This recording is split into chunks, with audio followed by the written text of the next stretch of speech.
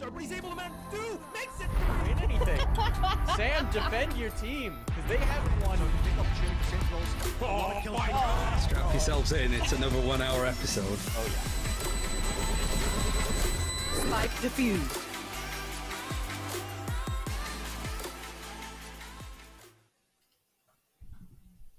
Hello, everyone, and welcome to another episode of Press 4 to Defuse, your weekly spot for I'm turning Valorant you down. esports news and discussion. Just had to go loud on that one, you know. Bro, Mike's just so happy that we're all here finally. We got 3 of us here. Oh my goodness, Sam's back from CS, the better esport, and we're here to talk about some Valorant. Ooh. Get into the mix of things, get into the juice, get into the deets, and a lot's happened this week. So, Sam, how are you feeling back in familiar territory?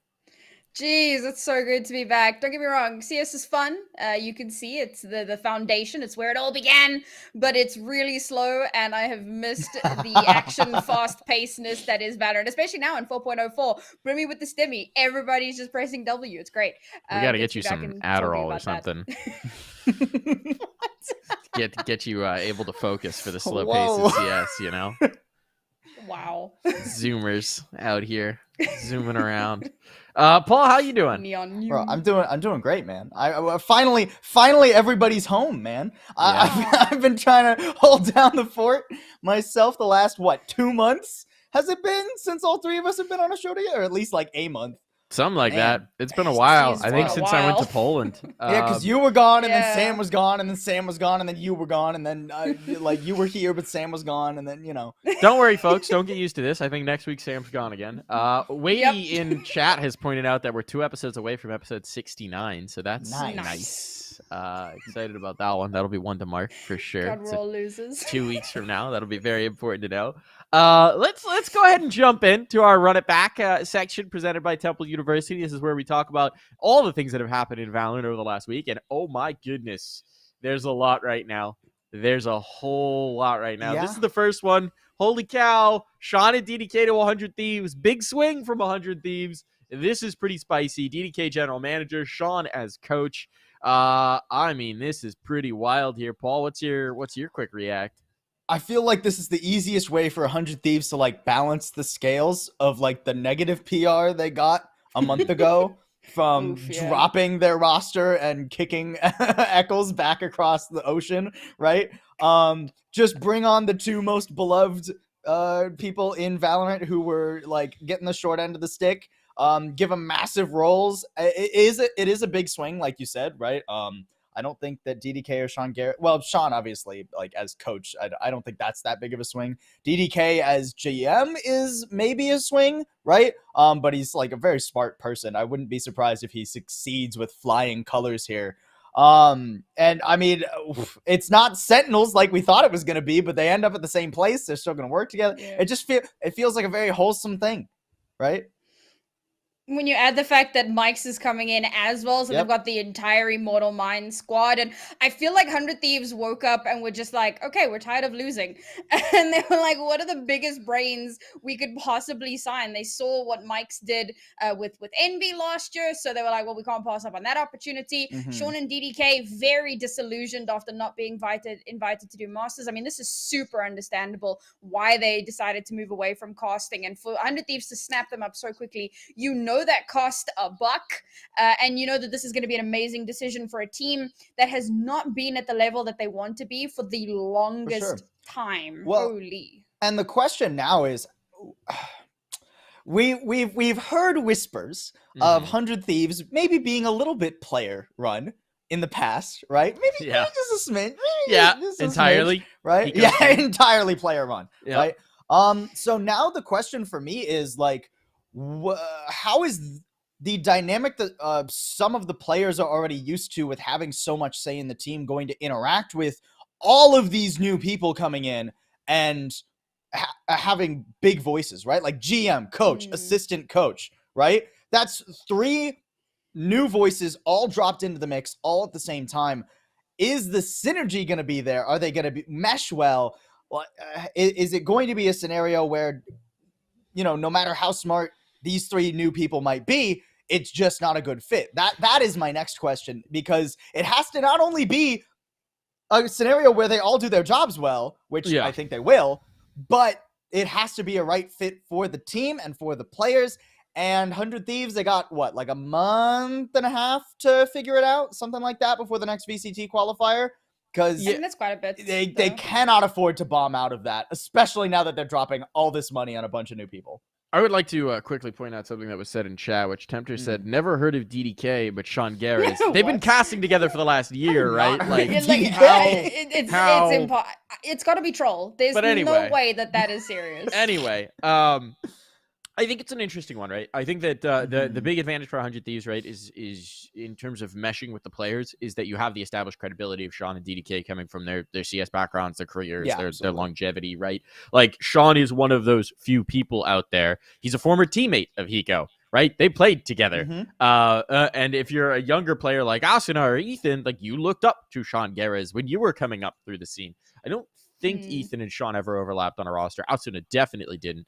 But like Sean Gares was Daddy Sean for the NA scene for a long time, right? Like, that old Cloud9 roster was NA's team. If you were an NA player or fan or personality or anything, you looked up to this guy, and he's never really done anything to sway that. So if there's anybody in the scene who you're going to have innate respect for, it's going to be Sean. It's why he's so potentially powerful coming into a coaching role, and it's why I think it's a really good grab. It's also why I thought Sentinels was going to try and grab him, but we'll talk about that in a second. Get the band back together. DDK coming in as GM is interesting, right? It's very interesting to me because it sort of follows the model of something that happened in CS when Henry G stepped into the GM role for Cloud9 and attempted to build a Colossus. That was a steaming wreck pile. That was an absolute catastrophe over the course of a year. I think there were some things that were done really well, but it didn't wind up working out in the total. So it is kind of interesting to see this narrative now play out in Valorant, right? Because it just feels like all the CS storylines happening like 2 years later is how we do the Valorant scene. But this is, I think, the ideal situation for both of them, right? You already have that chemistry. You have a long working relationship, lots of knowledge of each other. So you're going to have the GM and the coach presumably in lockstep. I'm sure they talked over how they want to approach the team. In their introduction video, DDK talked about working with the roster, not making it just player run, not making it just org run, but having, you know, a relationship there, which I think is going to be interesting. The thing that I'm curious about, right, is how much do Sean and DDK view changes coming into effect, right? Yeah. Are they looking at this and saying, yeah, we're going to roll with Bang and JC Sani for now? Or are they looking at this and saying, we're going to remake this roster and tear it down to the studs, you know, Asuna and Ethan stay and everybody else goes? I don't know. Or, you know, none of them stay and everyone else goes and they completely rebuild the team. No clue. to be honest, no clue what this is actually going to look like in terms of that, but it is super interesting. It's also cool that Mike's is coming on as an assistant coach. I think there's a lot of brain power there. I think there's a lot of credibility there. I think it immediately grabs a ton of credibility back for 100 Thieves, who are becoming a little bit of a meme in the scene. So in that regard, it's certainly nice to change the narrative around them and to earn a ton of just default goodwill with the community as well. So at the end of the day, I don't think we're really going to be able to conclusively judge how this has gone until a year from now, realistically. Yeah, very true. Right? Like you kind of think in long terms when it comes to coaches and GMs, but it's super interesting move. And I think that in a vacuum, this is probably the best move you could have made to sort of change the direction of your team around. So yeah, I like it. There's a good chance that as we move through the news, we will not be able to change the image. So our producer is having maybe a bit of a situation right now. Building's on fire. But we're everything's on. If the Building's stream on suddenly fire. dies, the NSG building burnt down. Sorry, guys. Don't worry about that. But That's we'll keep fine. going. But there is We're another not there, aspect that I so- want to talk about with the 100 Okay, Thieves news, fair enough. which is Paul and I talked about this last week. I think maybe even the week before this, but we talked about it last week, which is that Sentinels have now set up whoever their new coach is to look like a real dickhead when they get announced because they teased the fact that it was going to be Sean. Shazam was in the replies, sending out the misfit pics to Sean. Everyone was like, oh, this would make so much sense as a connection for Sentinels. It was a natural player to come in and command respect and be the coach, and they couldn't get the deal done. I am curious because the last we heard from Shazam, he was saying, I hope we can get the deal done to have the coach in. So I'm curious whether they were negotiating with Sean and they got yoinked on it, and now they don't have a coach and they're looking for another one. Or whether they're announcing somebody else, in which case, whoever that is had better be damn credible, because otherwise they're going to look like a real dickhead. Yeah, I know there were rumors of it being somebody else I saw from like George Geddes or something. I'm trying to pull up who that was, but it was like a week ago and he tweets so friggin' much. Dude, he really does. Yeah, I He can't. needs a it's separate account buried for his somewhere. shit posting. They made That's- one, and then he didn't use it, and I'm very annoyed by that. God. It's buried somewhere. But there was it was before the 100 Thieves thing was even announced for like Sean and DDK coming on. There was he said like rumor or sources or something. They're looking at somebody else, somebody who was like in CS moving over. Not a name I personally had heard of. But like someone who would theoretically be a good coach, but now like it's not Sentinels Sean Gares, so I know all the Sentinels fans are going to be up in arms no matter who it is, right? And Sentinels, I cannot think of a more active fan base in the Valorant scene than them to be up in arms. Why I do see someone said Wyatt in the chat. We do 100 Thieves job, right? Like he was also considered for the general manager of 100 Thieves. So there's a decent chance maybe that he gets into a coaching role for Sentinels, but who's to say? I'm looking back to try and find this coach rumor. I got nothing. I tried to look I got on nothing. Wikipedia under like the rumored roster moves, and it's not there. So I've exhausted my my sources, I suppose. Yeah, I'm not seeing anything on Dot either. So I I'm just gonna also assume that might Paul- just be crazy. Paul Who dreamt knows? it. Paul You dreamt probably it. are. It Yeah, happened. pretty much. Yeah. I mean, I did have 3 separate dreams the other night where I was just on Fracture, so dreaming God. about Valorant is not out of the realm of possibility for me. I've Gotta go never outside dreamt about sometime. Valorant. Touch some That's grass. Seriously, touch some grass. Bro, I'm in Arizona. All the grass dies. Touch some sand. Touch some cactus. Yeah. Go touch a saguaro. Go touch it. Just Please hug don't, it. Please don't. Hug please the don't hug a cactus. cactus. Great Hug the idea. cat. I'll get right Get on up in that. there. Perfect. It's like cheap acupuncture. Uh-huh. Great 15-minute tangent. Maybe Get we up. should move on. Get up on it. Well, we're waiting for Cody to get back, okay? This is called vamping. It's a very important part of any broadcaster's toolkit. You gotta be able to vamp. All right, he's back. We're good to move on now.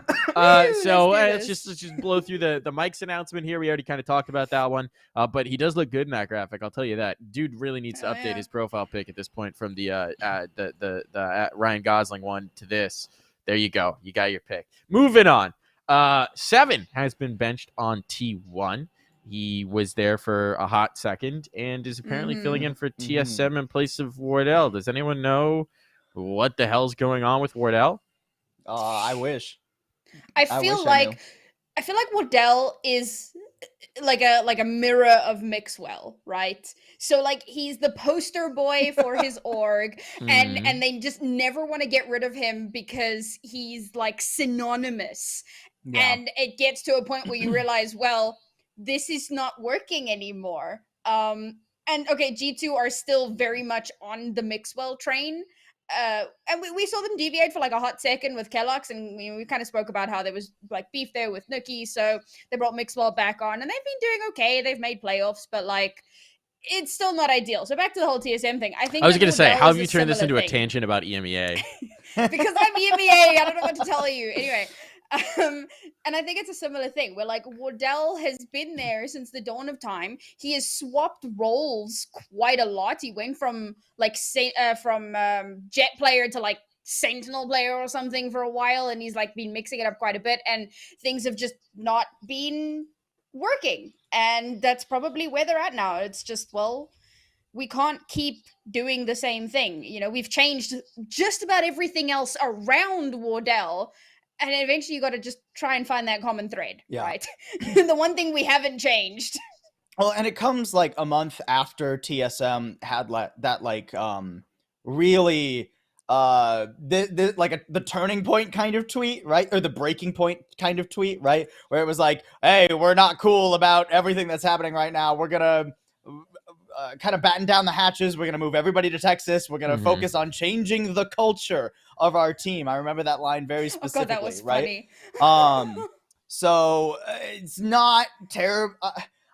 If after a month, I am glad that TSM is making theoretically making big moves to their roster. I think Seven has sunk into that roster pretty well, just based on what we saw from Knights. They had a little bit of an embarrassing loss to Teal Seam yesterday. But in general, considering how new it is, and he's the entry player too, you have to get a lot of synergy in there. And Teal Seam's a good team too, right? Like I don't think it was the end of the world for them to lose to Teal Seam. Losing to unsigned random NA rosters is just the TSM way right now. So Seven's a culture fit in that regard. Pretty on brand, yeah. But no, here's my hot, really boring take. Is I wouldn't be surprised if it turned out that Wardell just had like his wisdom teeth removed or some sort of surgery. I think where he was had still to be streaming. On painkiller. Yeah, but he would do that on painkillers. Where like he was under anesthetic or something and shouldn't compete, and that's what it was. That's also very maybe possible. not. Wisdom teeth is just a random option, right? Or like I don't know. The fact that he was still streaming is weird. Don't get me wrong. It is very possible that like he just couldn't make it for one reason or another, and Seven was like the best available option for them to sub in because Seven. Well, but the thing is, really he then had to. They presumably got him out of his T1 contract, or T1 just released him, and they were like, "It might have just been coincidental timing." I doubt it. I doubt it. It was like the T1 announcement happened, and then he was playing for TSM. It's very coincidental. I seriously doubt it. It feels more like a Seven is being at the very least trialed very seriously for TSM kind of move. I will just say when he tweeted out, slept through my match, or I just woke up, I'm late for my match, thanks for filling 7. I thought that was serious because Wardell has literally slept through a finals before in CS. Yeah. I remember that. Good old Winners League, whatever season it was. He was literally late to the match because he slept through the first game. Good times. Good times. So I don't know what's actually going to happen there, but we'll find out at some point. I'm sure it'll come out the grapevine. George Geddes is like climbing through his events right now, trying to figure out what's happening. Yeah, absolutely. Gotta hit those sources. We'll see. I do feel like he's a guy who's going to wind up eventually moving towards streaming, but we'll see how long he lasts in the competitive career before he does that. Yeah, exactly, right? And that might be part of it too. Maybe Wardell just is getting tired of the competitive gig. He's making a ton of money streaming. He always will. He always has, right? Yeah. The thing is, players have done that before. Now, do I expect Wardell to do that? Not necessarily. No. Not at this time. But like, I wouldn't be surprised if that happens eventually. Yeah, the thing is, the longer you stay relevant in a competitive team, the better it is for growing your brand as a steamer. Yeah, it's very synergistic, so it's good to hang around on a big brand like TSM for as long as you can. but also maybe he just actually wants to compete. I don't know. I'm not in his head. We don't have Wardell here, unfortunately. Yeah, we'll We're see if, just we can, see if we can speculating. get him on the next one to watch party his own team. Moving on to our next bit of news. Here's another iconic player retiring. Yeah. Benita.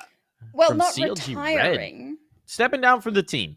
Moving on from the team. She's been there for 7 years. That's like a lifetime in esports. I'm pretty sure she gets a pension.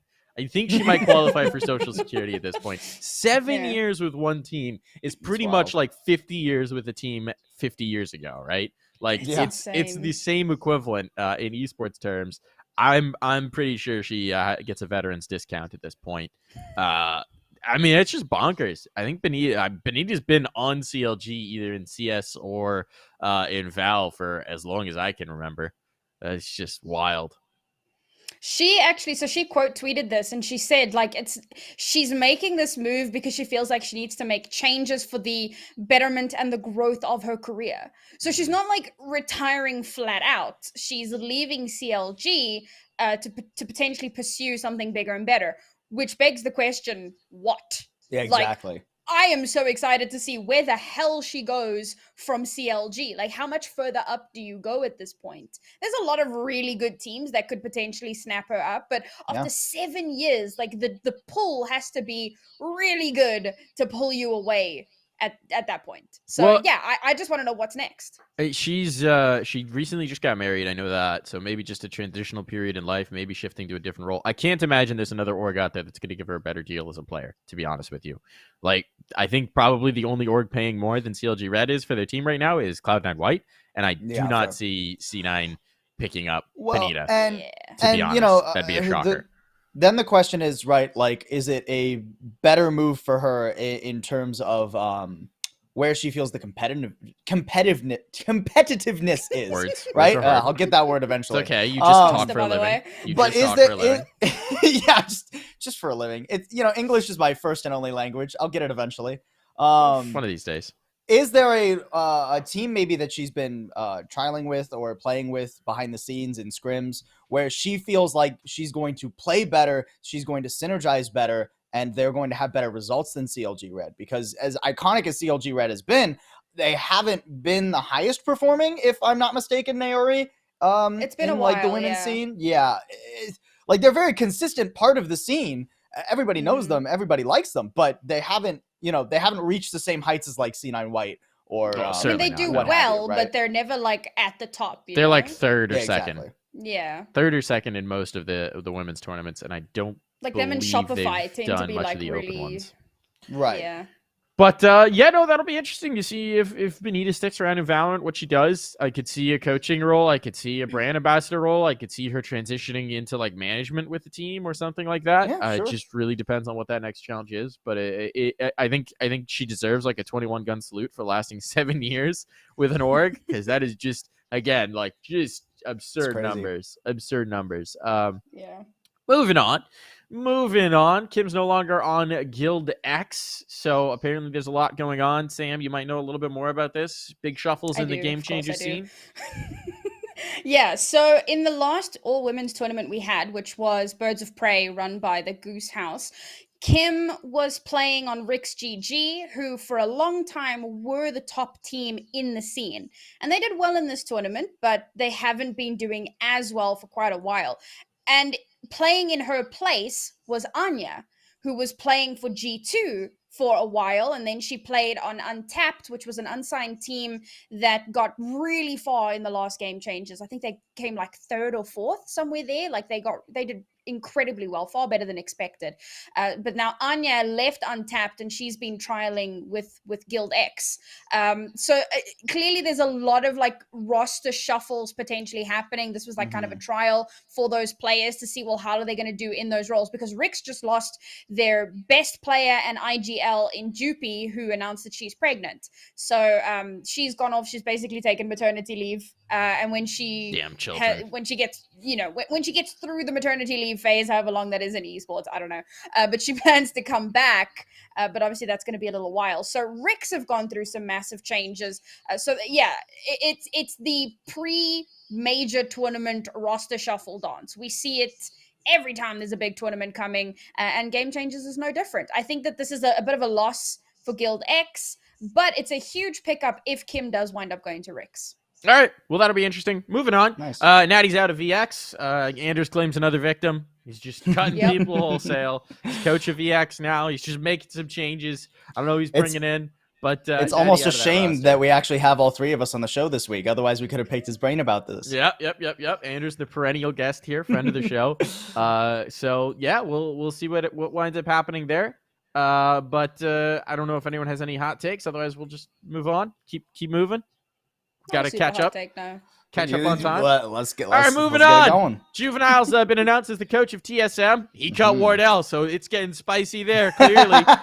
Bringing in 7, I don't know. We already knew this was going to happen. This was rumored. I think it was all but confirmed, so I think this is known information, so we'll keep moving on. But Juvenile has been announced, which I just have to say, Juvenile, really unfortunate gamer tag for someone who's now got to be a head coach of a team that's had maturity issues. Boom, moving on. All right, there's my zinger. Moving on, Andbox is rebranded. The Andbox as a company is back to being NYXL, which is their Overwatch League team brand, but the Valorant roster is not NYXL, they're NY Fury, because they're just going to have Sam Jackson as their logo, I guess. Sure, Samuel L. Jackson just will constantly, every time they recruit a new player, he'll be like, you think you're the only one out there? And that's not a good Sam Jackson impression. No, he's it's going to just not. tell them about That was terrible, honestly. That was I thought you were going for more of like an Arnold Schwarzenegger. Yeah, that was awful. That did not come out the way I hoped it was going to come out. That was bad. But yeah, I mean, it's, Andbox doing the thing that kind of like the LA Gladiators are, right? With the guard. Where, they're doing like the guard, traditional yeah. sports kind of thing, right? Where they got the LA Gladiators and the LA Gorillas, and I mean, it's not the LA Guard, but it's just the Guard. But New York now doing the same thing, NYXL. I am interested that it's and I'm actually glad that it's NY Fury, because I feel like I would, as someone who works in both Overwatch and Valorant, I would get really confused calling them both NYXL all the time. It's not like they'd ever play against each other. I thought the idea was already to have Andbox be the different brand, but whatever. I don't really care what they're called. But now it's a little bit more in sync, right? Andbox, you don't necessarily think of New York at the same time. Now it's just New York. Like anytime you think New York esport, it's New York, right? So it's just a branding move. Yeah, it's a branding move. The trick to establishing a confusing. brand that they haven't figured out yet is you got to start winning some tournaments. That's how you really establish a brand in the scene. But obviously, Andbox has been trying for a while and making changes and shifting things around, and just haven't quite found that sauce yet. But anyways, moving on. We'll keep moving. Because we're already like halfway through the show and we haven't even gotten to VCT. We haven't even talked about the matches yet. Here's our last thing in Run It Back. We got Tundra have dropped their roster. They were a team competing over in the Polaris VRL. Which we're not allowed to call it anymore, by the way. Oh? Because trademark things, yeah. What are they called You have now? to if on broadcast we're not allowed League. to say VRL. We have to say Valorant Regional League or Polaris, or because apparently there's some other esports thing that's trademarked VRL. So we're not allowed to say that on broadcast. This is why you need to come up with something that's not a 3-letter acronym, right? Please. Anything. Seriously. Name a tournament something that is not a 3-letter acronym. There's too you many say of them, that. and they all start with VCT, V. They all Stage start 1, with V. Challenge 3, Yes, I hate Open their Qualifier I hate their 4. I mean- nomenclature. I hate Bro, their if you tournament names. I hate them Bro, so much. If you hate it in pro, just wait. Like, if you ever get into the collegiate Valorant scene, man, man, it's like I can't. UGC, I literally, CF1, ECAC, NCJ, AAJAC. I can't cast collegiate in CS or Valorant because I don't even know what the leagues are called. There's just too many of them that all have 4-letter acronyms. Yeah. I hate them so much. Just please. Speaking of 3-letter please acronym name things leagues, better. though. Oh, please name things better. Anyway, this is an interesting bit of news, and it's Joe's tweet, which we'll move on to Joe's tweet here, is really, I think, the interesting part about it. The reason that Tundra is leaving is because there's no viewership. There's no viewership. And here's going to be one of the huge issues that you always run into when you splinter regional viewers. You assume that each region is going to have its own viewership base, and they haven't. Sam, thoughts? Okay, hard disagree, because as someone who worked in the regional leagues, I have some serious insight into this. The Spanish regional league had in the region of 17,000 viewers. Nice. The DACH regional league was actually doing quite well. So when you actually develop those regional scenes, when you're casting in a language that everyone who supports those teams understands, it makes a massive difference. You also have to remember that LVP, that ran the Spanish Regional League, also does the Spanish coverage of VCT. So they already have a massive following. VRL Dach runs the German coverage of VCT. So they're going to have a following because of that. Polaris is in English. Mm-hmm. VCT already has an English broadcast, so they don't have a following to bounce off of. So that was a big one. The other thing that factors into it is because VCT EMEA postponed so many of their matches and had to play catch up, a lot of the VCT matches were played at the same time as Polaris. And when given the choice, what are you going to watch? Yeah. You're going to watch VCT. And another factor, the factors just keep coming, people. When VCT postponed, obviously that was having to deal with all the issues going on with the Ukraine, and they had to figure out how they were logistically going to run the broadcasts, the games, etc., etc. When we came back, and I'm not even sure if I'm meant to say this, but I'm going to. Polaris told us, okay, guys, we are keeping our social media relatively subdued. It's a form of deference and so on. So we're keeping our social media subdued. We ask that if you tweet about it, you also kind of follow that tone, keep it light and low, and not like overdo the content on it. And on top of that, they canceled watch parties for the same reason. Now, one of the reasons viewership was so low was because there wasn't a lot of content already coming out of Polaris. Teams weren't making content. Polaris made some content, but it wasn't as massive as it could have been. So lack of content, and then heading into the final few weeks, even less content with no co-streaming, less tweeting, etc., etc. Fewer people knew about it. So there were actually a lot of factors that went into the fact that there was low viewership. Now, don't get me wrong. I'm not saying that this excuses it. Like, clearly it's a problem. Teams want to know that there's going to be a return on their investment. They're paying for their players. They're, investing into the scene. So they want to know that they're going to get something back from it. And 400 peak viewership is abysmal, especially for a tier 2 tournament, especially with a tournament with teams the likes of Alliance and Excel and Tundra. Like, there were some incredibly good teams involved in this. So for the viewership to be that low, it sucks. And there are ways that you could rectify it, but some of the things that contributed to it are what they are, and we can't really get around that.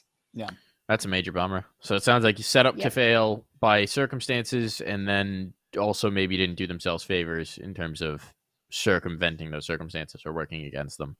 But that is a really tough situation, and it's understandable why an org would pull financial support if they're not getting what they need to hit their deliverables to market to sponsors. Stinky situation all around. Also bummed to see Joe, out of a job. Another friend of the show. Major bummer. It's tough out there. Tough out there in esports. It's a brutal business sometimes. But let's move on. Let's talk about VCT. Let's talk about happy things. Competition. Yay! Competition. Let's talk about VCT NA. Started off with the best region here.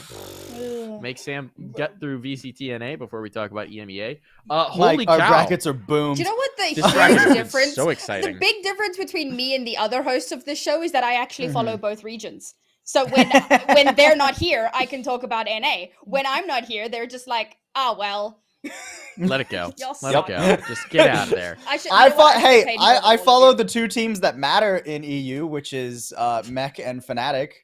You mean the teams that are playing like right now? Yeah, I actually don't know how that match went, but anyways. Has that game ended yet? No, I think they're still probably playing went to on map 3 or split. They're something. still on split. It's 3-2 on split.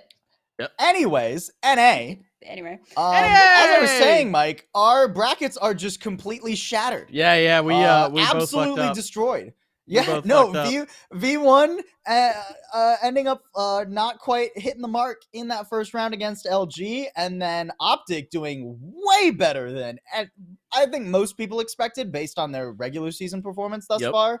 I mean, they're still Optic, right? Like, it's not surprising to see them show up and actually play well. Yeah. But I know I was not alone in feeling like they were underperforming a little bit in the regular season, but they've looked better and better each week. So, like, kudos to them. They earned their win versus C9. I will say that. That they did. Go ahead, Sam. I just think, is it really crazy to think that they've done well now? Because if we admit that they were underperforming, in the regular season? Is it really so crazy for them to like show up now? It's not crazy. It's just nice to see. It's a pleasant surprise, right? True that. It's not like, if Luminosity 2-0'd everybody. I think that would be crazy. That would be crazy. But, it's good to see Optic kind of back to form. And I will say there's still room for growth, too. I reviewed the C9 Optic game yesterday, and I think there's still a lot they can do better. A lot they can do better. But they played... they are constantly improving, especially I'll use the Neon Haven comp as an example, right? They've played it twice now. The first time I was beating my head into a wall watching them play Neon because they didn't do anything that Jet couldn't have done a million times better with Neon. The second time when they played it against C9, it actually looked pretty good on attack. Defense is another thing. We'll give them a minute to wrap that one up. But on attack, they actually used Neon very effectively to take control of areas of the map pretty quickly, faster than a Jet could, more reliably than a Jet could, and then rotate faster than a Jet could. So it was a nice look, surprisingly, from Optic on a very weird comp. Yeah. We like weird comps. I stand weird comps. Yeah, absolutely. EMEA is full of weird comps, I'm just saying. But how often do you guys get Neon, huh? But I don't know, we get double controller on Icebox, so It's not that weird. We get that. Yeah. We have people running Viper Omen. No, Are we not done? Viper Omen. Not we're done with this. recently. We're done with Oh, this okay. conflict now. Anyways, moving on, Mike. Moving anything on. else you want to talk about in this bracket? There is something that I want to talk about. Mhm. Yeah, the guard. Yeah, Woo! let's go! That's gone to expectation. And I don't know if MC is still in the chat, but woo! Hey, MC, big fan. Rolling through everybody. Oh, Haven't man. chopped a map yet. Jeez. Roll over Sentinels. Roll over Luminosity, which was a bit of a surprise that Luminosity won that. It wasn't version 1, but still rolled over Luminosity. There was a great tweet earlier where I think Moose was congratulating Sean on the new job, and he was saying, now maybe you won't think that the guard is a gift to NA now that you have to play them. God. The reference back to I the thought that old was a tweet. great I love tweet. it. Oh, that was I a love great it. tweet. So now the guard are one series away from making it through to their first international event, and the first international event they ever could have qualified for because they've only existed for a few months. And I love it. I love it. They I look love it. so good too, dude. They get two chances. Their Icebox, like the fact it's so big brain that in their match, their like last match of the group stage against C9, they banned Icebox because their Icebox just looks so unbelievably good. It looks so ridiculously good. I don't even know how to beat it, man. It's so like they just understand the new the changes to that map so well, and like their comp is. I love it. I love the double controller. I love the Viper with the Omen alongside it, right? We had Anders on the show a couple weeks ago when the 4.04 patch dropped, and he was talking about like, oh, well, you're still going to need Viper a lot of the time. You're still going to need, I think he said Astra at the time. I mean, obviously that's evolved, but now it's just, you're going to need double controller on certain maps because a lot of maps are that wide open and no single controller does the job enough now. So for the guard to pivot to that so quickly, chef's kiss. But so here's my thing, right? So I was watching, Anders was watch partying some of the NA games, and I was like chatting. A lot of the people obviously chatting in the stream, and somebody asked what he thinks about the guard, and he was saying about MCE, one of those coaches that's actually a coach, right? And so many teams want someone who's going to be an advisor. Like, I think you should do this. And the players go, thank you for your input. We're going to do that. And this is like the perfect example of when you take a coach who is a coach and allow him to be a coach. Yeah. And this isn't the first team that MC has coached in Valorant, right? Like he's been on a handful of teams, but this is the first one that's getting a lot of, well, yeah. But this is the first one that's getting really, really, really incredible, like outstanding results. And it's because you're allowing him, you're giving him the space to do what he does best. And I feel like if there was ever an argument for allowing a coach to be a coach, this is it. It is a compelling case, right? It's 5 young players. I mean, obviously, Seiya has more experience than the rest of them coming from the Overwatch background.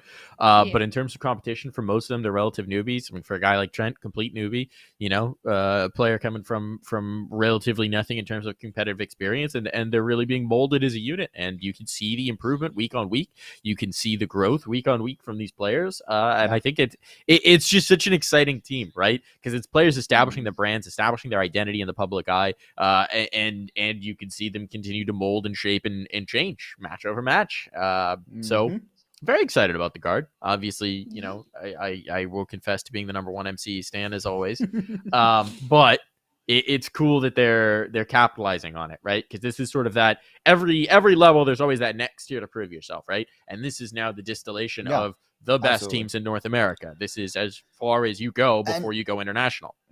And the Guard just has to win one more match to get in international. One more match. They just got to beat chances. Optic. I think they can beat Optic too. I think there's a really good chance for them to beat Optic. I was kind of looking at the maps that I was thinking to myself yesterday about like how I think that series goes, because I was trying to think about like, Optic are looking better and better. Guard are looking better and better. What do I think about it? I think it actually comes down to how like map pick ban goes a lot of the time. Neither of those teams likes to play Breeze. So if Optic are the ones to have to ban Breeze, I think Guard solidly win the series. I think Guard will probably 2-0 again. But if Guard has to ban Breeze, then I think it's actually really close between the two, depending on where the maps go. Because I think Bind would be really close. I think Haven would be a really interesting map. Obviously, Optic are probably going to ban that Icebox away now that Guard has shown how good they are at it. So I think that's going to be a really fun series to watch. It's definitely going to be spicy. That's the 25th. Which is what, Friday at 4 p.m. Eastern. So be sure to tune into that one. Circle that on your calendars, folks. That's a marquee matchup. And now let's talk about the lower bracket, because there's also some really interesting things going on in here. First of all, I just want to say Knights, they get eliminated, but I think the Knights made a really good case for themselves in this Challengers run. I don't think anyone necessarily. First off, it was an achievement to qualify.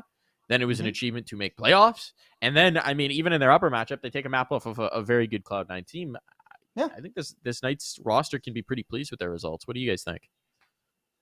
Yeah, absolutely. Yes. I mean, they are like the complete opposite case of something like Sentinels, right? Knights had absolutely they had absolutely no like weight on their shoulders coming into VCT this year, right? Other than the fact that they wanted to win, and they won more than a lot of people expected. Definitely more than I expected. I never expected them to make playoffs. But they made it there. They earned their spot. Kudos. Yeah. Kudos to them. I mean, they've been steadily improving over the course of the last few months. So this is just the result of tons and tons of hard work. It gets you places. Not quite where they want to be, but yeah, good shit. Definite improvement. Except, obviously, we thought they'd maybe have the upset over Optic. Didn't have that, but now they've beaten the Knights. Close. They got a match against Luminosity, which I would say is a very vulnerable opponent.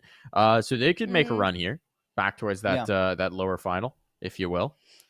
Yeah, I mean, the last time they met up, Except beat them.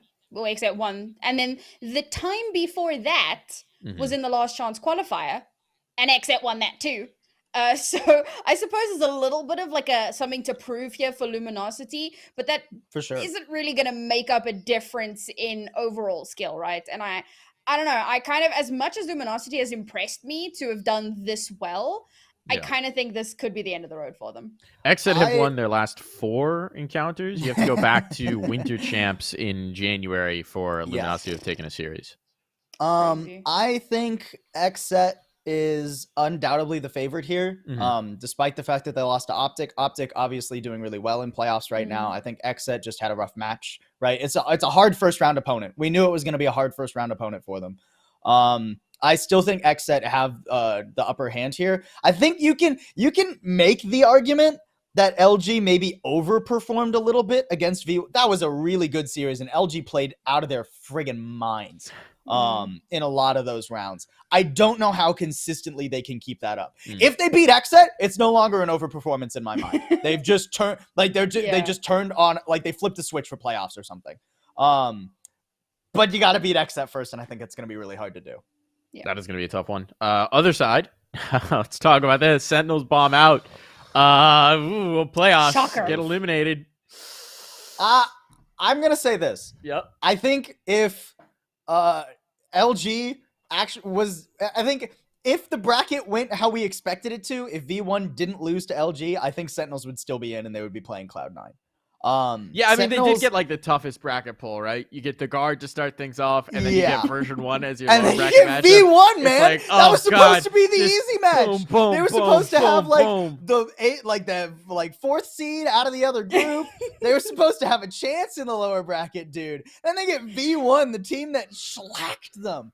Absolutely rolled them the last time those two teams played. And it was a good match, right? I think Sideshow said it best, where like, despite the fact that Sentinels lost, this is the best they've looked all year, and they've looked better. And I hope that Sentinels can like come back next VCT tournament and keep looking better. But V1 is V1.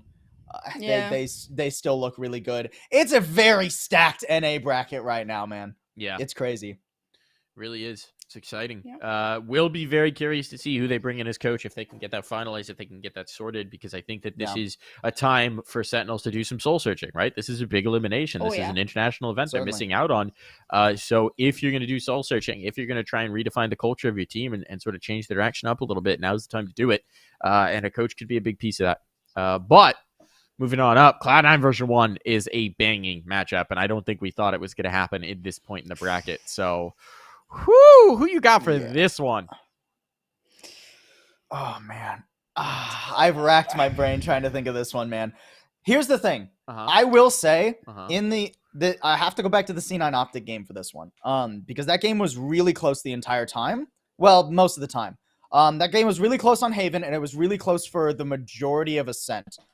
Fracture was C9 slapping Optic out of the water, despite the fact it was Optic's map pick too, which was weird.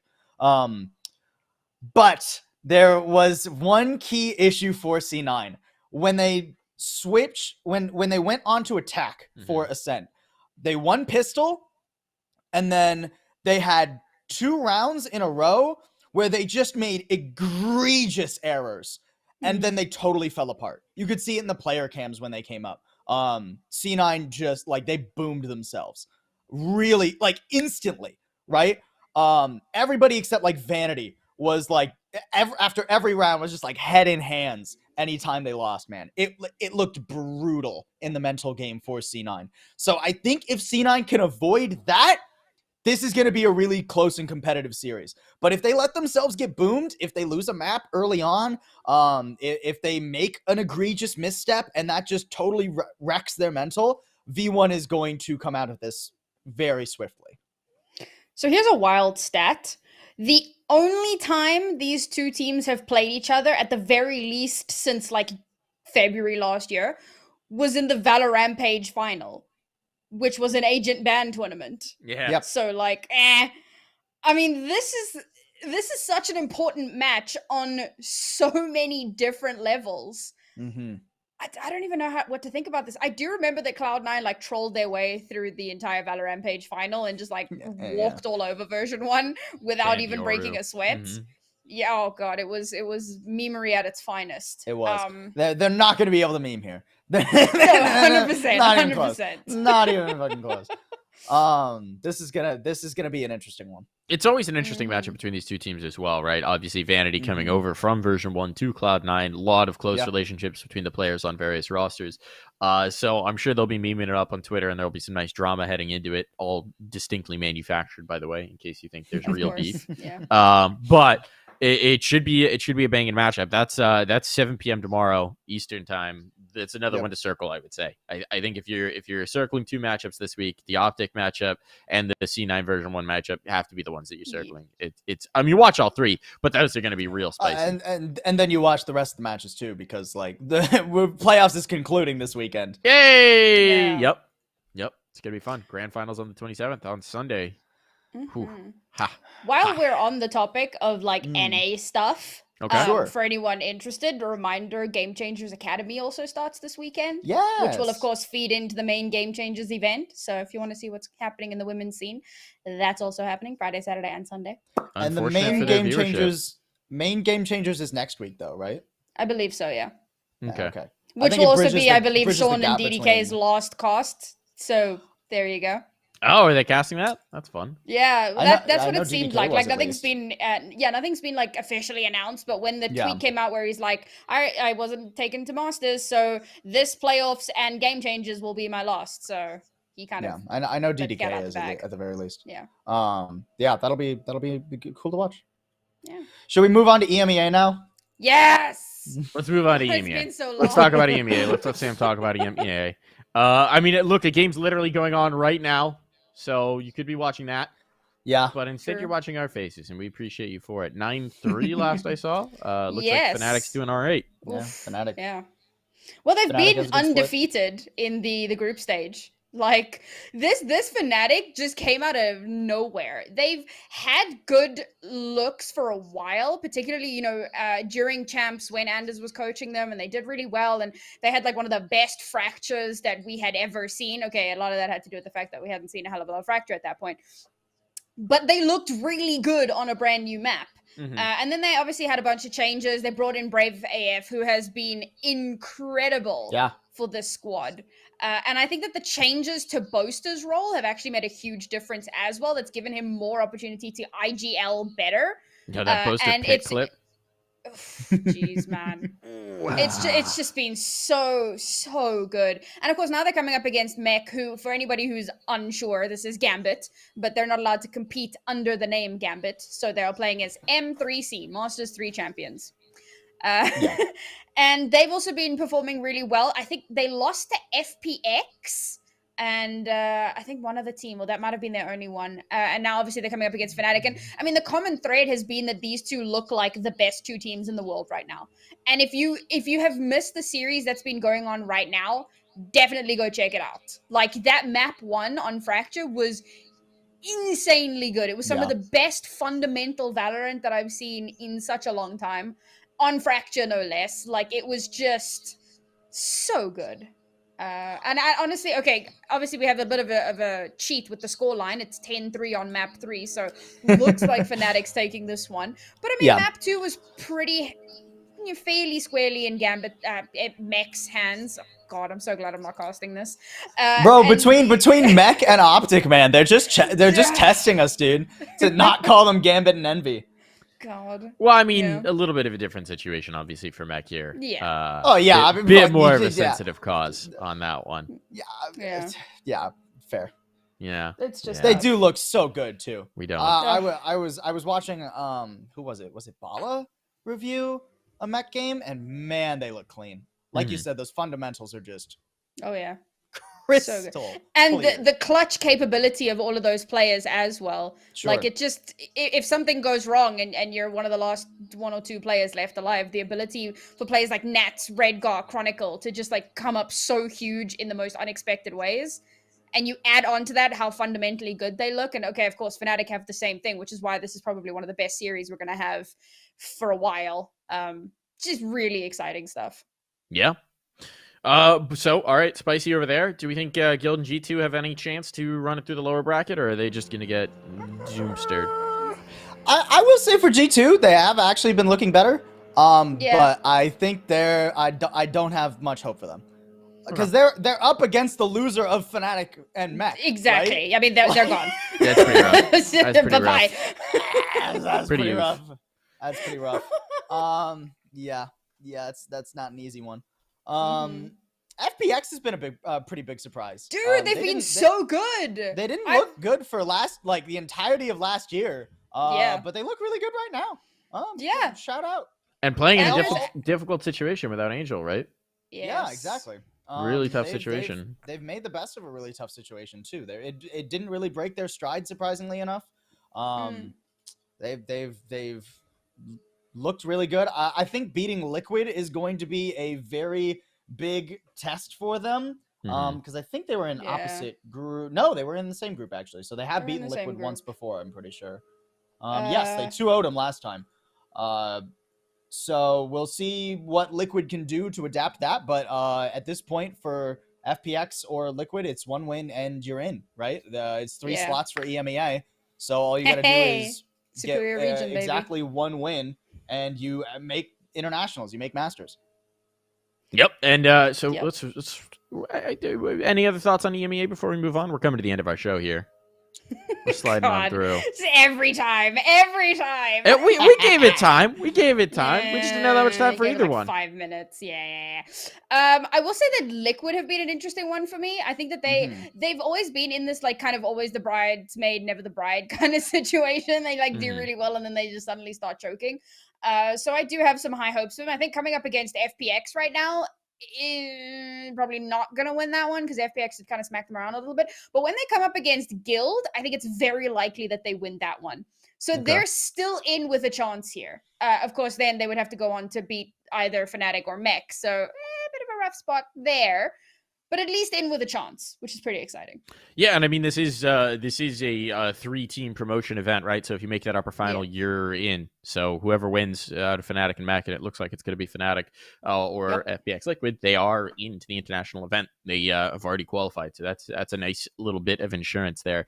Let's move on though. Obviously, you can go watch that game. One last thing. I will say, Fnatic being this scary online is terrifying for when they get to LAN, man. They have been the Lanimals in the past, right? Yeah. Where like they have had some middling online performances and like narrowly qualified, and then they get to LAN and they like crazy perform, right? Durka already looks like his normal LAN performances, and he's online. So that is wild for Fnatic once they actually get to Iceland. All right. Shake it on through. We got we're just going to touch on this real quick, but the VRL promotion tournament is going on. When does that actually start here, Sam? I believe it's 1st of April. 1st of April. Makes sense. Oh. Yeah. So then we're just waiting for... Why are we even previewing this right now? We have another show before that. Well, because Sam's not going to be here next week. Yeah, well, that's her problem. Oh my god. All right. I'm just going to like gloss over it again. Yeah, gloss over it real quick. Big Supermassive Blade, Rebels, Sector 1, Excel, Anonimo, TB Determined. I hear TB Determined are in great shape right now. Surreal and Focus. But yeah, I mean, there's a whole week before this, and we don't have time in this show. So you're not going to talk about it next Any week. quick thoughts? Hit me with your quick thoughts, Sam. You're literally not going to talk about it. You get a minute. Oh you get 60 seconds. Go for it. Okay, the big thing is the CIS VRL was canceled. So I just want to know what the hell happens with their spot, because the promotion tournament is a 2-group like stage GSL brackets, and the top 3 out of 4 teams go to playoffs. And if your bracket only has 3 teams, it's kind of a what? And the CIS teams, like, as far as I know, there has been 0 communication from Riot at this point. And with it being on the 1st of April, and the fact that they haven't even finished their regular stage yet, like, each team would have to play 3 to 4 matches just in the regular stage before they even get into playoffs. There is literally no time. So what the hell do they do with that CIS spot? We're going to find out. You made it under the wire. All right. Good job. 55 seconds. Well done there, Sam. Well done. We'll have to find out what happens with the VRLs. We got a couple things that we threw on the end here just because they occurred either very close to the show or right afterwards. Let's go ahead and let's show what we got here. Show what we got here, Cody. Do we have the guard thing up first? All right, so the guard's been teasing some sort of an announcement.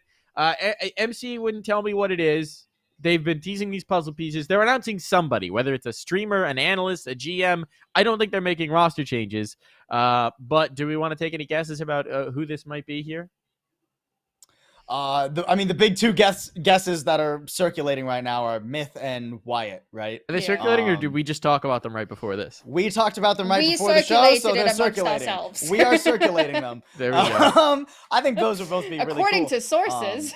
According to our sources, it is, in fact, actually Mike's getting signed. MCE saw how big of a fan he was, and now Mike is the cheerleader, official cheerleader. The guard Mike. Go. Let's do it up. Give me that merch. Give me that merch. Crazy, Let's do it up. Congrats, Mike. Congrats. Yeah, I don't think I'm trying to look at this picture. I don't know. I guess the person looks like they got spiderier fingers than I have. Bigger fingies. I don't have small hands, but I don't have like long, the sort of like long, thin fingers. So don't think it's me. I think Wyatt's a good guess, to be honest. It's very hard to judge much of anything at all without the final picture piece, obviously. I don't know why they didn't include the shoes one as well, unless it probably has the name on it. That's or something. the next one. Yeah. Yeah, that might just be Because like, they're welcome not all coming out at this the same person. time, right? Yeah, so it'll be the shoes next, and if you don't get it from what shoes they're wearing, then in like 3 days we'll get the face. I am very That's how that curious about works. who this is going to be and what the context is going to be on it, and whether they're an analyst or a GM or a streamer or I they're don't think you replacing do Trent. this for an analyst, right? They carry the what? I mean, I don't know.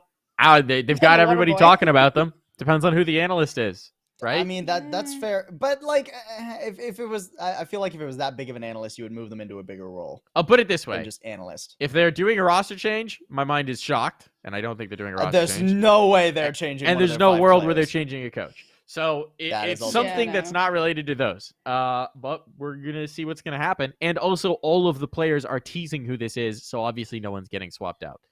Yeah. So we'll find out. But what I will say is, the guard, your socials are the best socials. You're challenging G2 at this point for the best socials in the scene. Pretty good Don't know job. if I'd Have go you that seen the far. videos? Have you seen the animations, the renders? I don't know, man. They're I so don't know. good.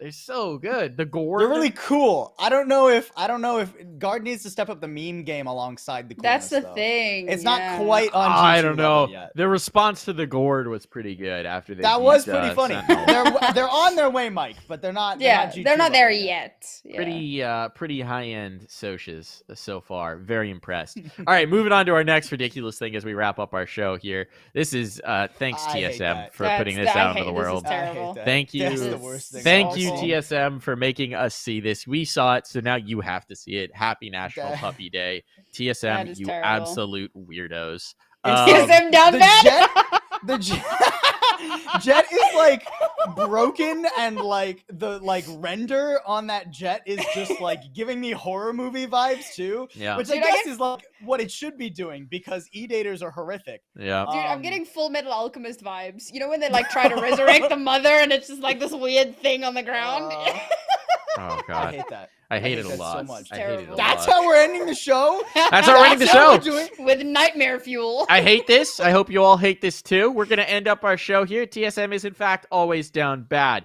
We're wrapping up the show here. Thank you for tuning in for another episode of Press 4 to Defuse. It was nice to have Sam for a little bit. We're sending her back into the wilds for the next one. But eventually, Sam will be back on this show. Thank you for tuning in. Have a good one, everybody. We'll see you next week, 1 p.m. Eastern. Bye-bye.